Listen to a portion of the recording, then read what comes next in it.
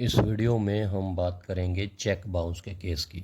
देखिए, cheque bounce जब होता है तो एक 138 की जो कंप्लेंट है, क्रिमिनल कंप्लेंट, वो आप लगा सकते हैं कोर्ट में, जिसमें जिसका चेक बाउंस हुआ है, मतलब जिस व्यक्ति ने चेक दिया है अपने खाते का, अपने अकाउंट का, उस व्यक्ति को जेल भी हो सकती है।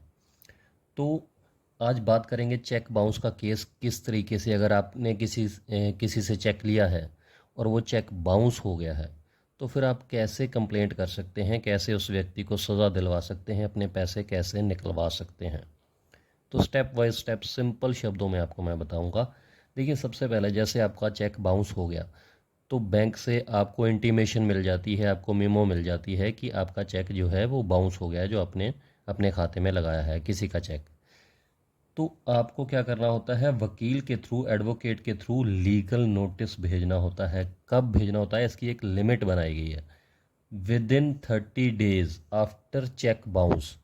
देखिए, चेक बाउंस हो गया, मान के चलिए आज आपको इंटीमेशन मिल गई, आपको मेमो मिल गई, क्योंकि जब चेक बाउंस होता है तो बैंक की तरफ से एक मेमो मिलती है, एक रिसिप्ट मिलती है कि आपका चेक बाउंस हो गया है।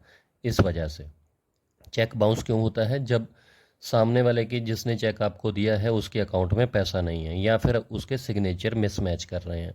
ये दो कारण होते हैं ज़्यादातर।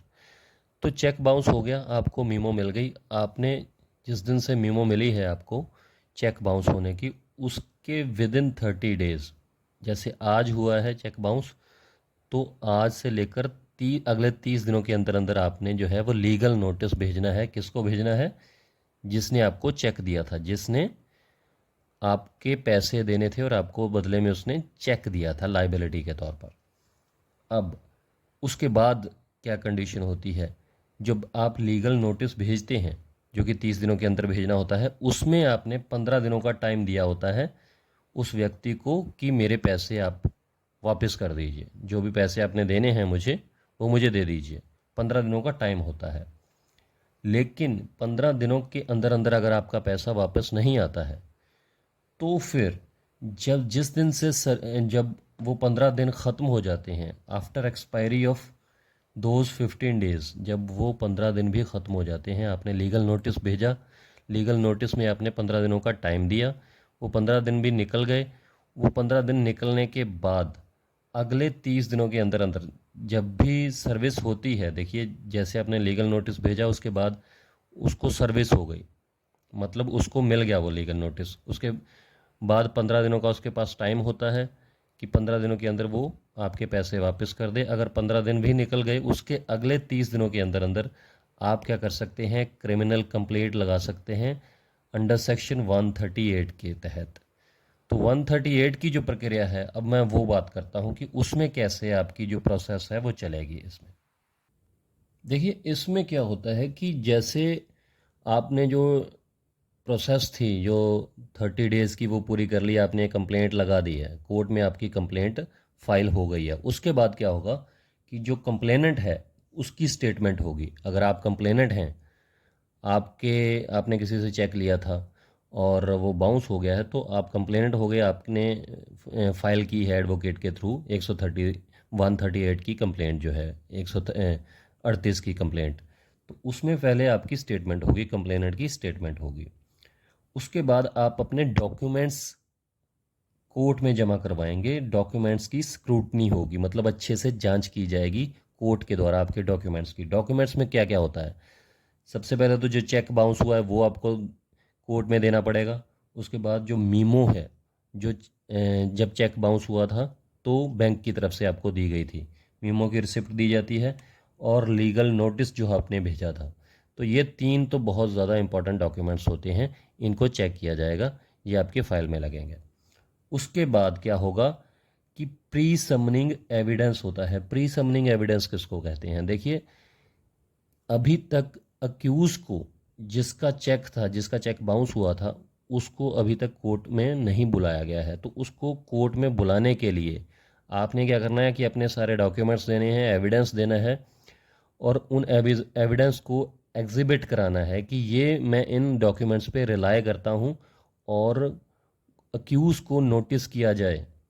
तो जब कोर्ट सेटिस्फाई हो जाती है कि वाकई में आपके साथ धोखा हुआ है और उसका जो चेक है वो बाउंस हुआ है और आपको पैसे मिलने चाहिए, तब क्या होता है कि प्री समनिंग एविडेंस के बाद कोर्ट सेटिस्फाई होने के बाद नोटिस करती है। किसको करती है? अक्यूज को, जिसने आपको चेक दिया था, तो उसको नोटिस किया जाता है। अगर तो वो नोटिस पे आ जाता है तो बिल्कुल ठीक है। अगर नोटिस पे नहीं आता तो उसके बेलेबल वारंट निकाले जाते हैं। अगर वो बेलेबल वारंट पे भी नहीं आता है तो उसके NBW मतलब नॉन बेलेबल वारंट, मतलब कि गिरफ्तार कर कर उसको कोर्ट में पेश करने के लिए बोला जाता है जज साहब के द्वारा। अगर वो नॉन बेलेबल वारंट पर भी नहीं है, मिलता है, अगर पुलिस को वो उस जगह पे मिलता ही नहीं है जहाँ का एड्रेस है, कहीं गायब हो जाता है, तो कोर्ट उसको PO भी कर देती है, मतलब प्रोक्लेम्ड ऑफेंडर भी घोषित कर देती है, भगोड़ा भी घोषित कर सकती है। तो ये प्रोसेस तो हो गई कि जब अक्यूज़ जो है वो पेश नहीं होता है। अब बात कर लेते हैं कि अगर अक्यूज़ नोटिस या वारंट मिलने पर पेश हो जाता है तो उसके बाद क्या आगे की प्रोसेस कैसे होती है।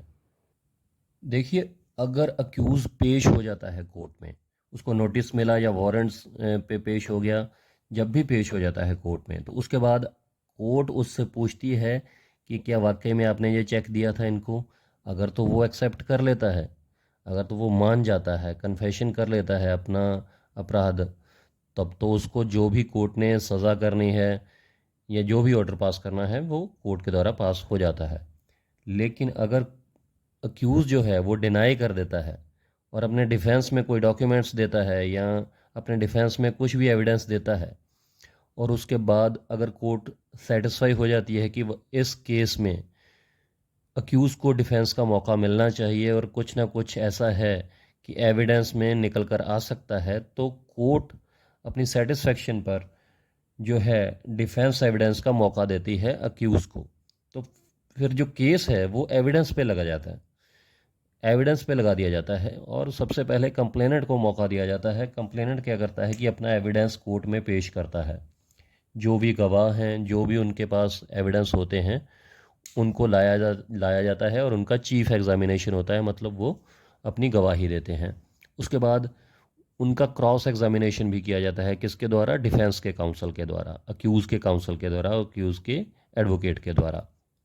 उसके बाद 313 CRPC के तहत जो अक्यूज़ होता है उसकी स्टेटमेंट होती है। उसमें कोर्ट्स के द्वारा अक्यूज़ से कुछ सवाल पूछे जाते हैं और उससे ये भी पूछा जाता है कि आप अपने डिफेंस में अब कोई गवाही वगैरह करवाना चाहते हैं।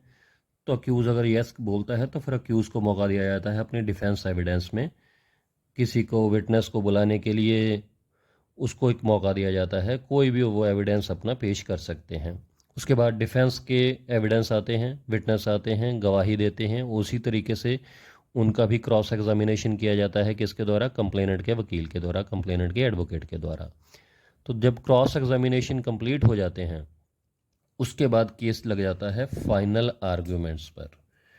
फाइनल आर्गूमेंट होती है, बहस होती है। सबसे पहले कंप्लेनेंट का जो वकील है वो पूरी बहस करता है, जितने भी एविडेंस दिए होते हैं, जो भी डॉक्यूमेंट्स दिए दिए होते हैं, उनका रेफरेंस देकर वो बहस करता है कि ये जो चेक बाउंस हुआ है ये उसको अक्यूज़ को सज़ा मिलनी चाहिए और जो कंप्लेनेंट है उसको पैसे कोर्ट वापस दिलवाए। और उसके बाद फिर आर्गूमेंट करते हैं कौन? डिफेंस के काउंसिल, अक्यूज़ के एडवोकेट। वो कहते हैं कि ये झूठा केस है, झूठा फंसाया गया है। उसके बाद कोर्ट की सेटिस्फेक्शन है, कोर्ट को जैसे भी लगता है उस तरीके से फाइनल जो है वो आर्गूमेंट के बाद जजमेंट आ जाती है। देखिए, जजमेंट का क्या है कि अगर तो कोर्ट को लगता है कि ये झूठा फंसाया गया है कि उसको, फिर तो वो बरी हो जाएगा, एक्यूटेड हो जाएगा। लेकिन अगर कोर्ट को लगता है कि इसको सज़ा मिलनी चाहिए और ये बिल्कुल सही केस है, तो फिर इसमें सज़ा क्या क्या प्रावधान है? देखिए, 2 साल की इसमें सज़ा का प्रावधान है। चेक बाउंस के केस में 2 साल की सज़ा का प्रावधान है।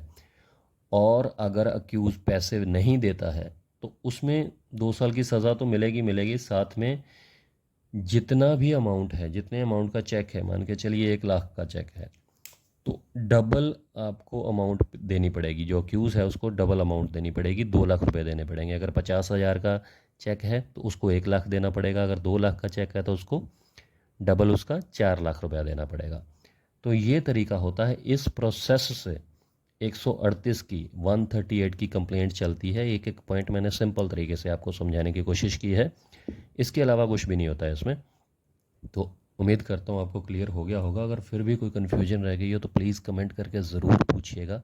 और लॉ से रिलेटेड कोई और भी जानकारी चाहिए, अगर आप नए एडवोकेट हैं, कुछ पूछना चाहते हैं, तो आप पूछ सकते हैं। और अगर ये वीडियो आपको अच्छी लगी तो लाइक ज़रूर कीजिएगा और कमेंट करके बताइएगा ये वीडियो लगी कैसी है आपको। नेक्स्ट वीडियो में बात करेंगे ऐसे ही किसी और जुडिशियल पॉइंट के ऊपर, क्योंकि लॉ से रिलेटेड इंफॉर्मेशन ही इस चैनल पर शेयर की जाती है। तो नेक्स्ट वीडियो में मिलते हैं, दोबारा से किसी और लॉ पॉइंट के ऊपर बात करेंगे। चैनल को सब्सक्राइब कर लीजिएगा, लाइक कीजिएगा और कमेंट करके ज़रूर बताइएगा। शुक्रिया, धन्यवाद।